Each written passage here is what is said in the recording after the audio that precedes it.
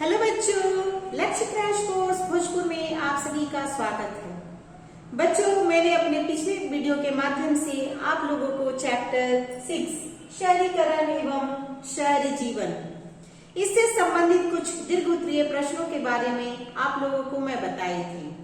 बच्चों, इसी चैप्टर के अंतर्गत कुछ और भी दीर्घ उत्तरीय प्रश्न शेष रह गए हैं। उन सभी प्रश्नों के बारे में मैं आप लोगों से आज चर्चा करूंगी। बच्चों, आज का जो प्रश्न है वह है, लंदन में गार्डन सिटी की योजना क्यों बनाई गई? बच्चों, लंदन में गार्डन सिटी की योजना इसलिए बनाई गई क्योंकि स्वच्छ वातावरण में रहने और काम करने से लोग अच्छे नागरिक बन सकेंगे।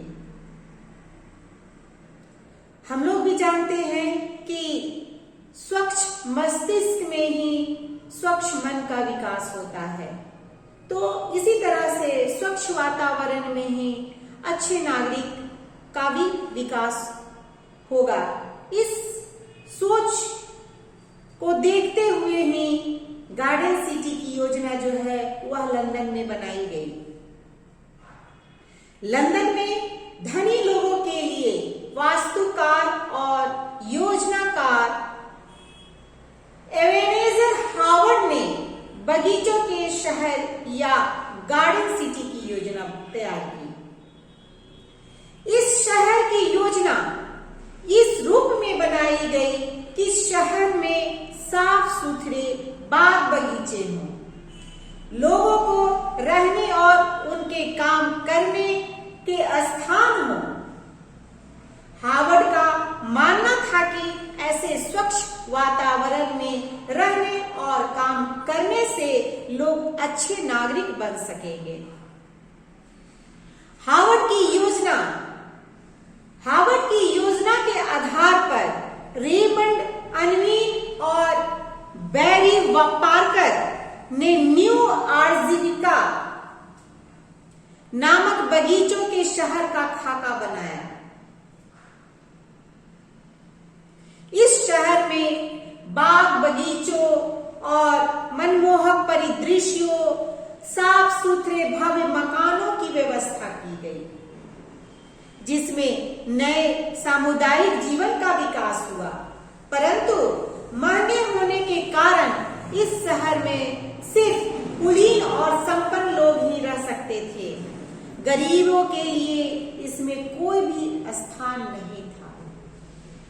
तो बच्चों, हम लोग यह देख रहे हैं कि गरीबों के लिए गार्डन सिटी में कोई स्थान नहीं था और उनके लिए गार्डन सिटी भी नहीं बनाया गया था। यह जो गार्डन सिटी है वह संपन्न और धनी लोगों के लिए ही सिर्फ तैयार किया गया था। बच्चों, अगला जो प्रश्न है वह है, लंदन में भूमिगत रेलवे का निर्माण क्यों किया गया? इसकी क्या प्रतिक्रिया हुई? बच्चों, लंदन का जब विस्तार होने लगा तब यह शहर इतना विशाल काय हो गया कि लोगों को अपने कार्य स्थल पर पैदल पहुंचना बहुत ही मुश्किल हो गया। इसके अतिरिक्त लंदन के बाहर के उप शहरों में रहने वाले लोगों को भी लंदन पहुंचने में बहुत ही मुश्किलें आ रही थी। इसलिए परिवहन के साधनों के विकास की जो है वह आवश्यकता हुई। इसके लिए भूमिगत रेलवे के विकास की योजना बनाई गई। इसका सबसे बड़ा लाभ था कि लोग उपनगरीय बस्तियों से सुविधापूर्वक लंदन आकर अपना काम कर सकते थे। और इसका जो है दूसरा लाभ यह था कि भूमिगत रेलवे की सुविधा होने से लंदन पर से आबादी का भी जो है वह बोझ कम हो गया। इसलिए 19वीं शताब्दी के उत्तरार्ध में लंदन में भूमिगत रेल का विकास किया गया। भूमिगत रेलवे के विकास के साथ साथ इसकी भी व्यक्त की गई। आरंभ में लोगों को भूमिगत रेल से यात्रा करना जो है वह बहुत ही असुविधाजनक और भयभीत कर देने वाला लगता था। भूमिगत रेलवे से लोग डरते थे उसके द्वारा यात्रा करने से, परंतु ऐसा अनुमान भी लगाया जाता है कि 2 मील लंबी लाइन बिछाने के लिए 900 या 1000 घर जो हैं, लोगों के घर जो होते थे, उन सभी घरों को गिरा दिए जाते थे। तो इस तरह से भूमिगत रेलवे के अंतर्गत लोगों की जो है वह प्रतिक्रिया भी बहुत अच्छी नहीं थी। बच्चों, इस तरह से हम लोगों ने देखा कि लंदन में भूमिगत रेलवे का निर्माण क्यों किया गया।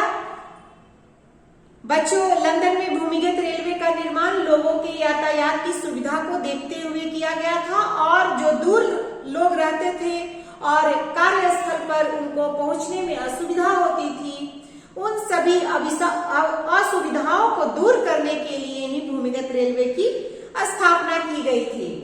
अगला जो प्रश्न है बच्चों वह है ग्रामीण तथा नगरीय जीवन के बीच भिन्नताओं को स्पष्ट करें। बच्चों, ग्रामीण तथा शहरी या नगरीय जीवन के बीच 2 मूलभूत अंतर देखा जाता है। ग्रामीण तथा शहरी नगरीय जीवन के बीच क्या है? 2 मूलभूत अंतर को देखा जाता है। पहला है जो जनसंख्या का घनत्व, और दूसरा है कृषि आधारित क्रियाओं का अनुपात। ये दोनों जो है वह जीवन के मूलभूत अंतर है, ग्रामीण और शहरी का। बच्चों, नगरों में जनसंख्या का घनत्व ग्रामीण इलाकों से अधिक होती है, ऐसा हम लोग अभी भी देखते हैं। गांवों में कम लोग ही अधिक स्थानों पर रहते हैं, परंतु शहरों में ऐसा नहीं देखा जाता है। शहरों में कम जगहों में अधिक लोग निवास करते हैं, इसलिए गांव जहां खुलापन लिए होते हैं, वहीं जो है शहर संकुचित और भीड़ भाड़ वाले होते हैं। ग्रामीण जनसंख्या का एक बहुत बड़ा भाग कृषि और इसके उत्पादन पर आश्रित रहता है, और वही इसकी आजीविका का मुख्य साधन होता है। इसके विपरीत शहरी जो है वह जनसंख्या का अधिकांश भाग गैर कृषि व्यवसायों, विशेषकर नौकरी, उद्योग तथा व्यापारिक गतिविधियों में लगी होती है। इसके अतिरिक्त ग्रामीण तथा शहरी जीवन की अर्थव्यवस्था एक दूसरे से जो होती है वह भिन्न होती है। शहरी व्यवस्था मुद्रा प्रधान अर्थव्यवस्था होती है, यह ग्रामीण अर्थव्यवस्था की तुलना में अधिक गतिशील होती है। तो बच्चों, इस तरह से हम लोगों ने जाना कि ग्रामीण तथा नगरीय जीवन के बीच क्या भिन्नताएं होती हैं। बच्चों, आज मैं चैप्टर 6 शहरीकरण एवं शहरी जीवन जो है उस चैप्टर को समाप्त करती हूँ। अगले वीडियो में मैं पुनः आपके समक्ष उपस्थित रहूंगी एक नए चैप्टर के साथ। तब तक के लिए मैं आप लोगों से विदा चाहती हूँ। धन्यवाद।